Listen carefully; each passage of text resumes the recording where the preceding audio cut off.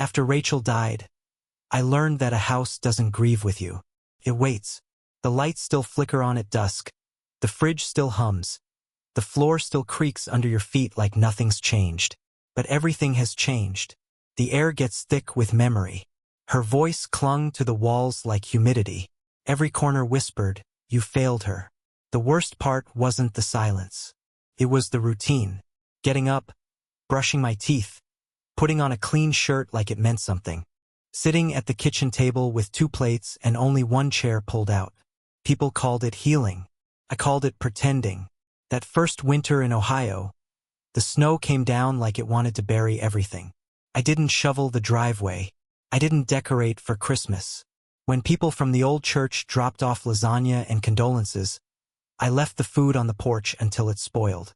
I couldn't stomach the taste of anyone else's kindness. I didn't want to be pitied. I wanted to disappear. So I did. Arizona was never about sunshine or change. It was about escape.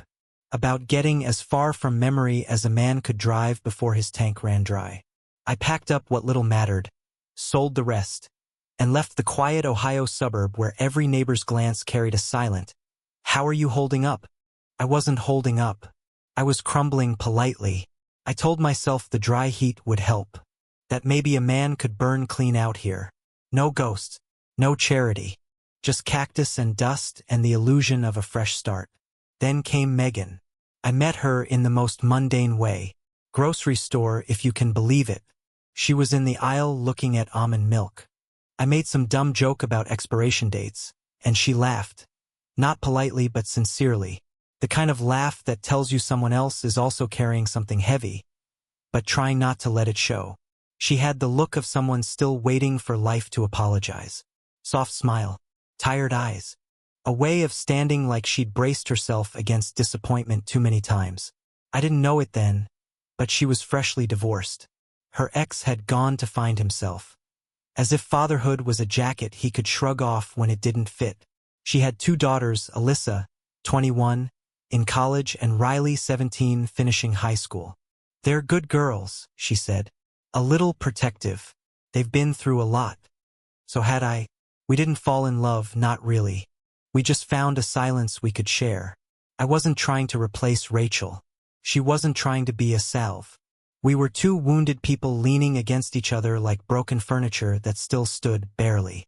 When we married, it was a courthouse thing. Simple. Clean. No white dress, no guests, no speeches. The girls didn't come. Megan said they were busy.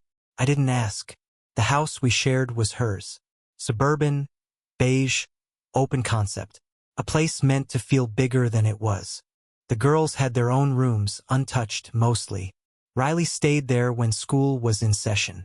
Alyssa came and went, drifting through like a guest in a hotel she didn't pay for. At first, I kept my distance. I didn't sit in their spaces. I didn't tell them what to do. I figured the best I could offer was presence without pressure. A man who wasn't trying to be their dad. Just someone steady. Someone who'd be there when it counted. But I could feel it early. The way Riley looked at me like I was a substitute teacher. The way Alyssa wouldn't make eye contact unless she needed something. The way Megan would try to bridge the gaps with soft excuses. "They'll warm up," she said. "They're just used to it being the 3 of us." I told myself it would settle with time. It never did. 3 months into the marriage, Megan brought up the trip.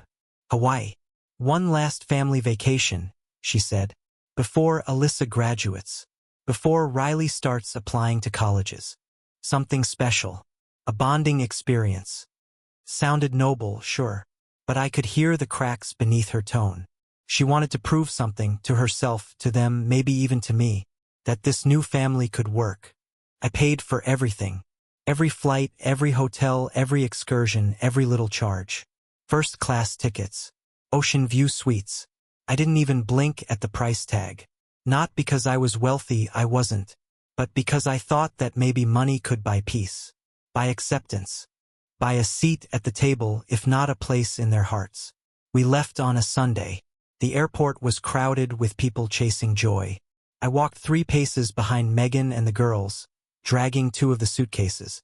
Riley had her headphones in. Alyssa was scrolling her phone. Megan kept glancing at me over her shoulder, like checking to make sure I was still there, but never slowing down.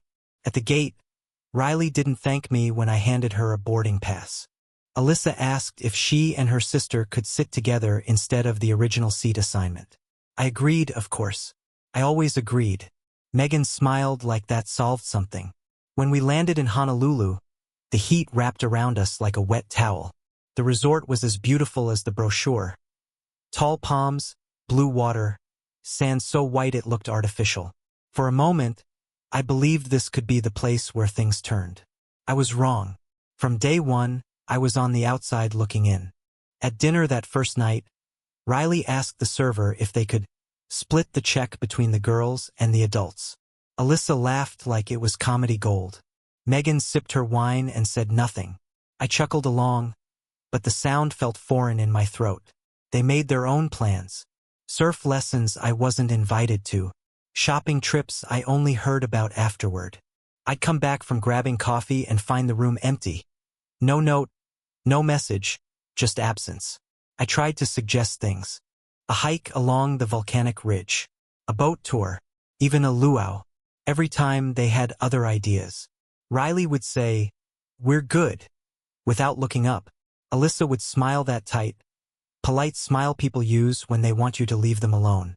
Megan? She'd shrug. "Let them do their thing.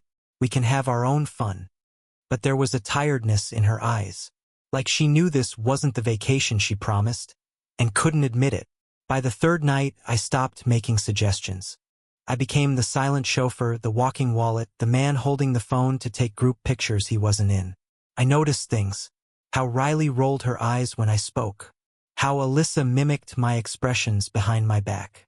Once, in the reflection of the patio door, I saw Riley mocking my posture while Alyssa filmed it. Megan stood nearby. She didn't stop them. She didn't laugh either. She just watched. There was this dinner upscale place by the beach. I reserved it weeks in advance. Had the waiter bring out a special dessert with family written in chocolate. Riley scraped the word off her plate without blinking. Alyssa said, "This is kind of cringe." Megan didn't touch hers. I didn't say anything, just folded the bill neatly and paid. On the walk back, they talked about going to a bar. I wasn't invited. Back in the room, I sat on the edge of the bed, watching the waves roll in through the balcony doors. I asked Megan if she noticed how distant the girls had been. "They're just being themselves," she said. "It's not personal." But it was. Every smirk, every inside joke, every time they walked ahead and left me behind. It was personal. It was a rejection wrapped in civility. A slow erasure of presence. By the fourth day, I started to feel invisible. By the fifth, I started to feel foolish. It happened on the sixth night. We'd gone to bed earlier than usual. Megan said she was tired from the beach. The girls were out, some club in Waikiki, dressed like they were auditioning for strangers' approval. I didn't argue. I'd stopped asking questions by then. There's a point where curiosity turns into desperation, and I wasn't going to beg to be included in my own vacation. The room was cold. The air conditioner hummed like it had something to prove. Megan lay beside me, back turned, her breathing steady. I stared at the ceiling. The light from the hallway crept in through the crack under the door, enough to see the edges of the room. The suitcase I had unpacked and repacked 3 times, the sandals no one borrowed, the untouched brochures on the desk. Couldn't sleep. Not because I was restless, but because I was waiting for something. Some flicker of acknowledgement, some gesture that would say you belong here. It never came. At 3:07 a.m., I heard the key card beep. The door flew open. Riley stumbled in first, laughing. Her makeup smeared, flip-flops in her hand. Phone clutched like it held her whole personality. Alyssa followed, a few seconds behind. Drunk, or pretending to be. Same result. Riley looked at me like I was an object. Not a person. Just an obstacle. "I need this room right now," she said. Not a request. A demand. I sat up slowly. "It's 3 in the morning." Alyssa rolled her eyes. "Yeah, and..." I looked at Megan, who was now awake, blinking in confusion. For a second, I thought she might say something, anything, to restore order. But she didn't. She laughed. A shallow, amused laugh, like this was some prank unfolding on a reality show. Then she reached for her phone and filmed it. I remember her words, clearly, casually cruel. "Come on, Daniel, it's just a room. Don't be dramatic." I stared at her like I didn't recognize the woman beside me. Because I didn't. This wasn't miscommunication. This was mockery. "You're a walking wallet with no brain," Riley added, collapsing onto the bed like it was hers. That line, it wasn't said in anger. It was said with joy, like it had been rehearsed. I didn't speak. Not out of restraint, but because I had nothing left to say. There was no misunderstanding to clarify. No apology that would undo what had just been done. They weren't being teenagers. They were being deliberate. And Megan, my wife, had chosen to stand on their side of the line. I stood up, walked to the desk, picked up my wallet, my phone, the keycard. That was it. I didn't slam the door. I didn't raise my voice. I didn't tell them they were cruel or entitled or lost. I didn't need to. Their laughter followed me into the hallway like a dog. In the elevator, I caught my reflection in the mirrored walls. Pale, still, barefoot. A man too old to be this naive, too tired to still be learning these lessons. But there it was, the truth staring back at me with dead eyes. If I wasn't family, then my money didn't belong to this vacation. The ride down was slow, the kind of slow that forces clarity. And when I stepped into the lobby, I didn't feel angry. I felt clean. There's a kind of peace that comes after a final betrayal. Not relief exactly, more like certainty. The end of negotiation. The death of hope. I sat in the corner of the empty hotel bar. Ordered black coffee. No cream. No sugar. I opened the bank app on my phone. And I began. One by one. The hotel suite. Frozen. Card terminated. I had used my own, Megan didn't know the account. The car rental? Same. Restaurant card? Cancelled. Shopping account? Locked. Their phones? Still on the plan. Not for long. I set a timer to deactivate them at sunrise. I made no calls. Sent no texts. No explanations. There was no need. I had been invisible for most of the trip. Let them feel what that really meant. By the time the sky began to shift, a faint orange slicing into the black, I was already somewhere else. A small hotel across town. Cash deposit. One night only. No name on file. Just a man with a duffel bag and a calm he hadn't felt in years. I slept from 6 to 11. Woke up to silence. No missed calls. No frantic texts. Just nothing. I had disappeared, and they hadn't noticed yet. Perfect. I spent the next day walking the island. Not like a tourist. No camera. No stops. Just footsteps. Thinking. Unpacking everything I had ignored for months. I thought about every time Riley had left a room when I entered it. Every time Alyssa had rolled her eyes when I offered help. Every time Megan had said, "Don't take it personally." And I realized something. I had paid for access to a family that didn't want to be built. I wasn't their father. Fine. But I wasn't their ATM either. The only mistake I made was trying to be both. By nightfall, I found another room. Cheaper this time. Still cash. I ordered cheap takeout, watched the ocean through a cracked window, and waited. On day 3, I saw them again. Pure coincidence. I was walking past the entrance of a mid-range hotel near the edge of the city. That's when I heard Alyssa's voice. "No, that's not the card we used. That one should be active. Try again." Then Riley sharper. "This is insane. We've been staying here all week." I stood by a pillar and watched. The hotel clerk looked uncomfortable. Megan was on her phone arguing with someone. Probably the rental company. Their bags were piled beside them. No keycards. No access. No way to pay. They were tourists now. Not guests. They didn't see me. I watched them spiral for maybe 5 minutes. I didn't smile. I didn't gloat. This wasn't revenge. This was resignation. I stepped past them 20 feet away, closer than I'd been to any of them since I walked out. Still no eye contact. Still invisible. And I realized something else. I had never truly been part of their world. Just a background fixture. The man who signed the checks. The guy behind the camera. A prop. A benefactor. A fool. So I kept walking. Didn't say a word. Didn't look back. I don't know where they stayed that night. Don't care. Maybe they called someone. Maybe they begged. Maybe Megan finally stepped into the role she had left vacant for too long. What I know is this. I never paid another cent. Not for them. Not for Megan. Not for the idea of a family that was only real when the bill was due. And the strange thing? I didn't miss them. Not even once. They called, of course. Not at first. Not that first day or the second. The calls didn't come until the silence stretched long enough to become frightening. Not a vacation fluke. Not a blip in the bank system. Something deeper. Something intentional. The first was from Megan. Blocked number. Straight to voicemail. She sounded confused, breathless, like someone realizing the floor wasn't where it used to be. Daniel, I don't know what's going on. The cards aren't working. The hotel kicked us out. I thought maybe you lost your phone, or just call me, please. I didn't. Not because I was being cruel, but because the moment she let our marriage become a sideshow in her daughter's performance, she forfeited the right to ask for clarity. The second message came hours later. Shorter. Sharper. Daniel, we need to talk. This isn't funny. And then the third. You can't just disappear. This is your family. We're stranded, Daniel. Be an adult. That last line stuck with me. Be an adult. The words sounded like something a child would say, parroting authority.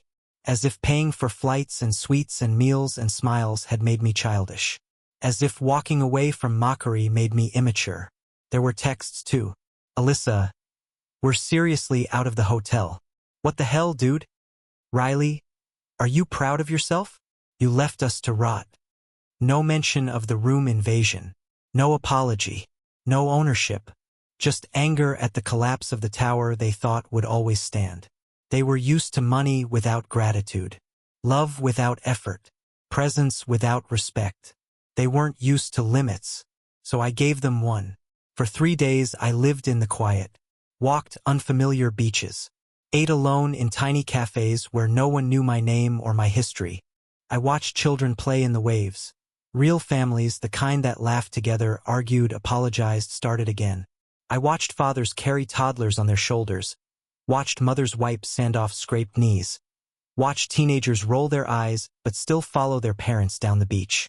I saw it clearly. Respect wasn't optional in those families. Love didn't come secondhand. No one filmed their father's humiliation and laughed. By day 5, I had moved into a rental apartment above a hardware store. 1 bedroom, no view, no housekeeping. I liked it better than the resort. The faucet leaked. The walls were thin. But it was mine. That's when I saw them again. Not in person. Online. I'd left the shared family account open, the one I used to send them money, track purchases, log reservations. It was still linked to my name even if the payments were gone. And there they were.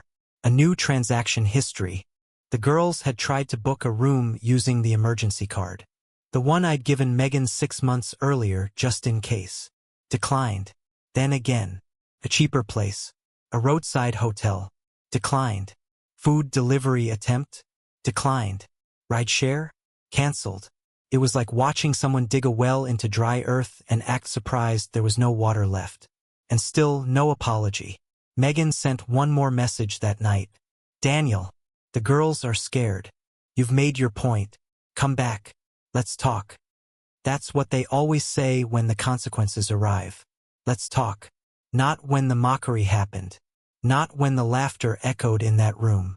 Not when I was standing in my own hotel bed, being asked to leave like a stranger in a shelter. Only now. Only when the net disappeared beneath them. It was day 7 when I finally spoke. Not to them. To a lawyer. A simple consultation. Asset separation. Travel receipts. Proof of financial contribution. He asked me, "Do you want a divorce?" And I said, "I want the accounting. The facts. Let the rest follow." I sent Megan one email. Neutral tone. No emotion. Subject. Expenses.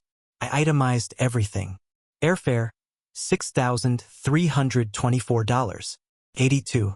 Hotel bookings, $8,950. 00. Dining, entertainment, shopping cards, $4,700. 50. Prepaid excursions, $2,130. 00. Phone bills, travel insurance, rental vehicle, $3,100. 00. Total, $25,205. 32. I ended with one sentence. You claimed this was my family. This is what I paid to believe it. No reply. A day later, Megan's Facebook profile changed. From married to nothing. Alyssa posted a photo captioned, "Some men fold under pressure. Others were never built for it." I stared at the screen and felt nothing. Because the truth was, they didn't miss me. They missed what I gave them. The safety net, the steady hand, the wallet with no brain. And I had taken it all back. It was on the 9th day that I ran into them face to face. I was walking along the edge of the resort district. Just needed fresh air. Needed to feel the wind on my skin. That's when I heard my name. Daniel. Megan. Behind her, Riley and Alyssa trailed like ghosts. Sunburned, tired, worn down by a week of self-inflicted chaos. She jogged to me. "Where have you been?" Her voice was a mix of relief and accusation. I didn't answer. She stepped closer. "You can't just vanish, Daniel. We were worried." "No," I said.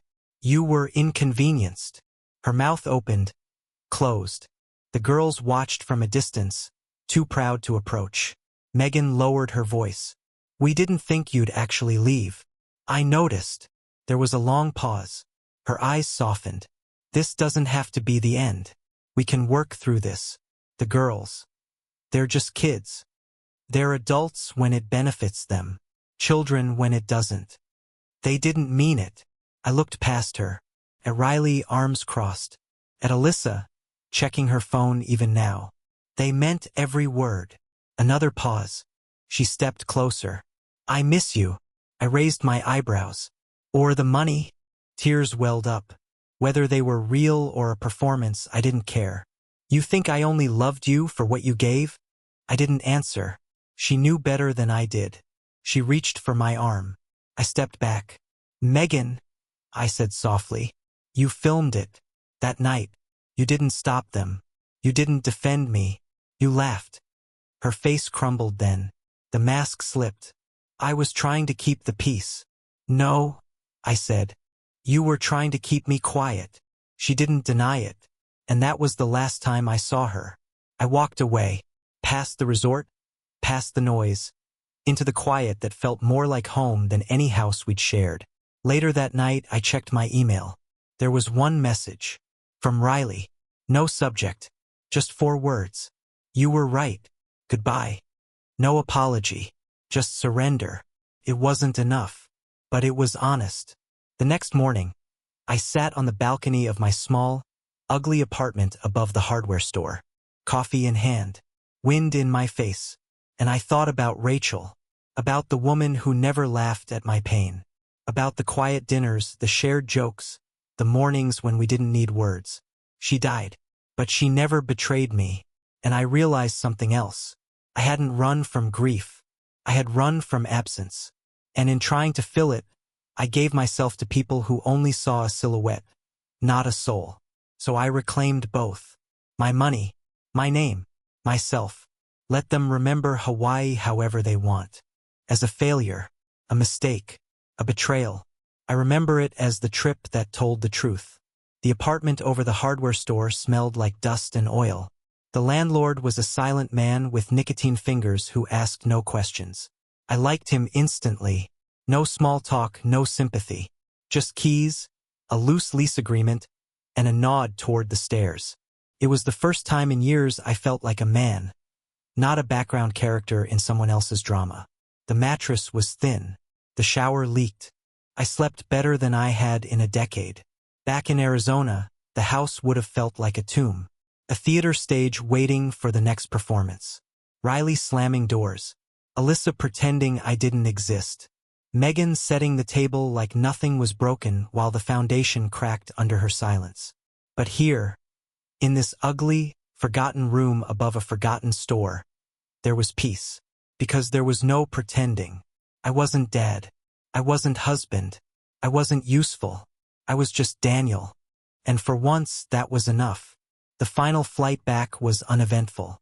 No goodbye at the gate. No message waiting when I landed. I turned my phone back on in the airport parking lot and let the messages roll in. Alyssa had posted another photo, something vague and theatrical. A sunset, captioned, "Some people only love you when you're useful." I almost laughed, as if they'd discovered the punchline of their own joke. Megan's messages stopped after the 10th one. I guess she figured out I was serious, that I wasn't coming home, or maybe she thought I was punishing her. But I wasn't. Punishment requires emotional investment. This was a withdrawal, a retreat, a line drawn so cleanly that not even grief could cross it. 2 days later, I filed for divorce. The lawyer was efficient, brutally so. He combed through our finances like a forensic investigator, found the receipts, the hotel invoices, the years of expenses that spelled out exactly what I had been, a financial ghost, not a partner, not a stepfather, just an open vein with a smile. I didn't fight for the house, didn't want it. It had never felt like mine. Just a museum of Megan's previous life, and a shrine to the man I was never allowed to become. A week after the papers were served, I got one last message from Megan. It wasn't angry. It was exhausted. "I didn't know they hated you that much. I didn't know I was that weak." I didn't reply, not because she didn't deserve one, but because everything I could have said would have sounded like cruelty dressed up as closure. And that's not who I wanted to be anymore. Instead, I walked downtown, bought a burner phone, canceled the rest, deleted the shared accounts, wiped the payment history, shut down every card with my name tied to their comfort. I watched the email confirmations come in one by one. "Your Apple Family plan has been canceled. Your Amazon household account has been dissolved. Your AT&T line has been disconnected." Every notification felt like a breath of air I didn't know I'd been choking for. People think betrayal is loud, that it comes in shouts or slammed doors or confessions at midnight. But betrayal is quiet. It builds in the sighs, in the smirks, in the way someone lets your name rot in their mouth because they'd rather choke than call you family. I used to think I was building something sacred, brick by brick, dollar by dollar. But I was just furnishing a house where I was never invited to sit. There's a detail I keep going back to. That night in Hawaii, 3:07 a.m. Riley telling me to get out of my own bed. Alyssa watching from the hallway like it was a comedy special. And Megan filming. That image is burned into me, not because of what it meant in the moment, but because of what it revealed. That somewhere along the line I stopped being a person in that family. I became the story they told each other. The fool who thought money could buy love. The man who didn't get it. The guy mom married because she couldn't be alone, not because she actually wanted a partner. And they resented me for staying, even as they lived off the labor of my endurance. I used to blame myself, wondered what I could have done differently. Should I have been stricter, softer, more present, more detached? But the truth is simpler. They never wanted me. They wanted what I brought. And when the bringing stopped, so did the illusion. People ask why men walk away. Why stepfathers one day go silent. Stop showing up. Stop caring. Stop giving. They never ask what it costs to carry the weight of someone else's family without ever being invited into the heart of it. They never ask how it feels to be tolerated for years, only to be laughed at the moment you draw breath for yourself. They never ask what it does to a man to sit at a dinner table and realize no one there sees him as anything but an account balance and shoes. So I'll tell you, it feels like dying with your eyes open.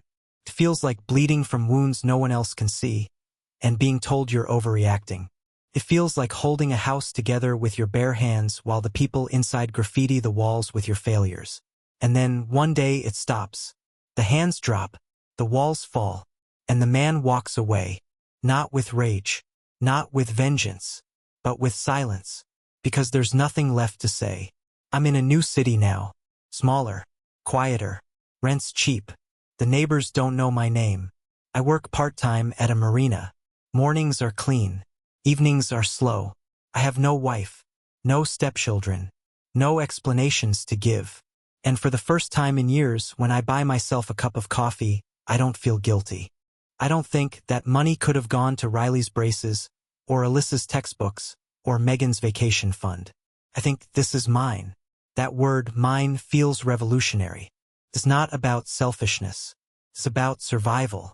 The version of me who stayed silent in Hawaii is dead. Buried somewhere between the resort and the rental car return. The version of me who thought sacrifice would earn love, he's gone too. All that's left is the man who walked past his family in a hotel lobby and didn't flinch. Because he had finally learned. Respect isn't something you buy. It's something you're given. And if it's withheld long enough, you stop offering yourself on the altar of patience. You step back. You step out. You step away. Not to punish. Not to prove a point. But because your soul has learned the cost of staying where you are not seen. I don't know where Megan is now. I don't care. Maybe she's telling her friends I abandoned them. Maybe the girls are spinning the story into something convenient. Maybe they say I was controlling, cold, unwilling to compromise. Let them, because the truth lives where no lie can reach. It lives in the silence of a man who finally stopped begging to belong. It lives in the receipts, in the footage she took, in the last voicemail I never returned. It lives in the look on their faces when the card declined, and the room key didn't work, and the man they dismissed was no longer in the lobby. It lives in the day I chose myself, not because I stopped loving them, but because I finally loved me more.